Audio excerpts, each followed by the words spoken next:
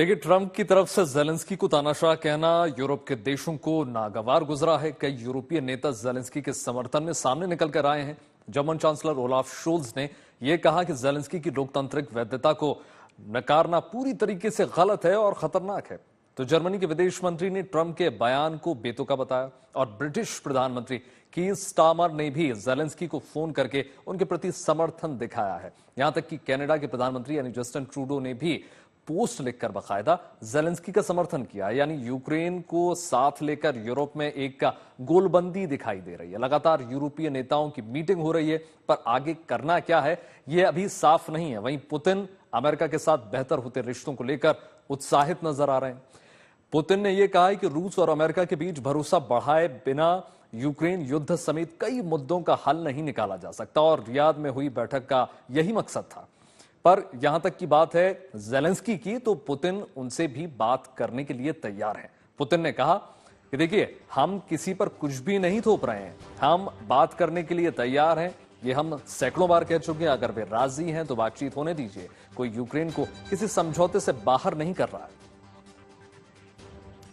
देखिए, यूक्रेन और यूरोप शांति समझौते की बातचीत में शामिल होंगे, यह बात अमेरिका साफ कर चुका है। पर सवाल जेलेंस्की को लेकर है। जिस तरह ट्रंप ने जेलेंस्की की कुर्सी पर सवाल उठाए हैं, यह लगने लगा है कि जेलेंस्की की विदाई हो सकती है। ट्रंप के हमला करने की देरी थी कि उनके साथ इलॉन मस्क ने भी मोर्चा खोल दिया। एक मैगजीन के कवर पेज के लिए जेलेंस्की ने उसी दौरान फोटोशूट करवाया था जब यूक्रेन पर रूस के हमले जारी थे और अमेरिका ने मदद की पहली किश्त भेजी थी। अब पुरानी तस्वीरों के जरिए जेलेंस्की को घेरा जा रहा है। रिपोर्ट देखिए।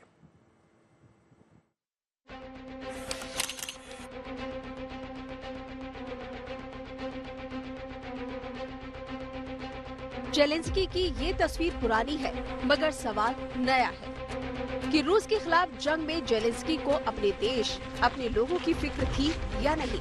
ट्रंप के करीबी और इस वक्त अमेरिकी सरकार में बेहद असरदार एलॉन मस्क ने एक मैगजीन के कवर पेज को शेयर करके जेलेंस्की को कटघरे में खड़ा कर दिया है।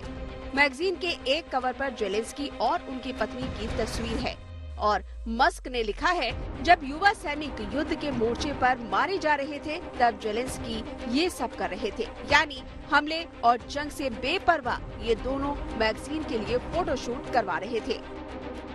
मस्क ने जेलेंस्की पर यह हमला ट्रंप के तीखे वार के साथ किया है।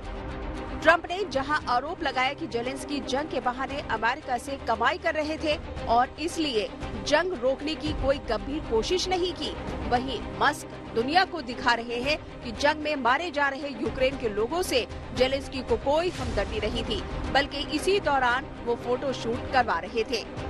ये तस्वीर उस वक्त की है जब यूक्रेन पर रूस का भीषण हमला हुआ था। उसी समय जेलेंस्की को अमेरिका से मदद की पहली किस्त मिली थी और तभी अमेरिका की रिपब्लिकन सांसद ने इस तस्वीर को पोस्ट कर लिखा था, हम जहां यूक्रेन को $60 बिलियन की मदद भेज रहे हैं, वहीं जेलेंस्की फोटोशूट करवा रहे हैं। यानी ये तस्वीर तब भी सवालों के घेरे में थी, पर अब जबकि जेलेंस्की के खिलाफ ट्रंप ने बाकायदा मोर्चा खोल दिया है, ये तस्वीर ऐसा माहौल बना सकती है जिसमें जेलेंस्की को हीरो से विलन बनते देर नहीं लगेगी। जेलेंस्की राष्ट्रपति बनने से पहले स्टैंडिंग कॉमेडियन रहे हैं। अब ट्रंप एंड टीम की कोशिश उन्हें एक नॉन सीरियस नेता साबित करने की है। अब समझिए कि जेलेंस्की के खिलाफ ट्रंप ने अचानक मोर्चा क्यों खोल दिया है। रियाद बैठक में शामिल नहीं किए जाने पर जेलेंस्की ने नाराजगी जाहिर की थी। इसके बाद ट्रंप ने उन्हें घेरते हुए कहा कि यूक्रेन में जेलेंस्की की अप्रूवल रेटिंग गिरकर सिर्फ 4% रह गई है। इशारा जेलेंस्की को सत्ता से हटाने का था। पर जवाब में जेलेंस्की ने कहा कि सबसे हालिया नतीजों में मुझे 58% वोट मिले हैं। इतने यूक्रेनी लोग मुझ पर भरोसा करते हैं, इसलिए अगर कोई मुझे सत्ता से हटाना चाहता है तो ये अभी काम नहीं करेगा। जेलेंस्की यहीं नहीं रुके, कह गए कि रूस की तरफ से लगातार यूक्रेन को लेकर गलत जानकारी दी जा रही है। ट्रंप गलत जानकारी में उलझ गए हैं। अभी तक यूक्रेन की लड़ाई रूस से चल रही थी, अब लगता है कि जेलेंस्की ट्रंप से उलझ गए हैं। जेलेंस्की को ये बात पसंद नहीं आ रही कि अब ट्रंप के फेवरेट पुतिन हैं। यूक्रेन की जगह ट्रंप को रूस की सुरक्षा की चिंता है और समझौता यूक्रेन के भारी नुकसान की कीमत पर हो सकता है। ट्रम्प से तनातनी की एक और वजह है। ट्रम्प ने जंग में मदद के बदले यूक्रेन से रेयर अर्थ मटेरियल की मांग की थी। इस डील के तहत अमेरिका ने यूक्रेन से ग्रेफाइट, लिथियम और यूरेनियम समेत सारे खनिज भंडारों में 50% हिस्सेदारी की मांग की थी। पर ट्रम्प की इस मांग को जेलेंस्की ने ठुकरा दिया था, कहा था कि देश नहीं बेचेंगे। इसके बाद ट्रम्प का रुख सख्त होता चला गया।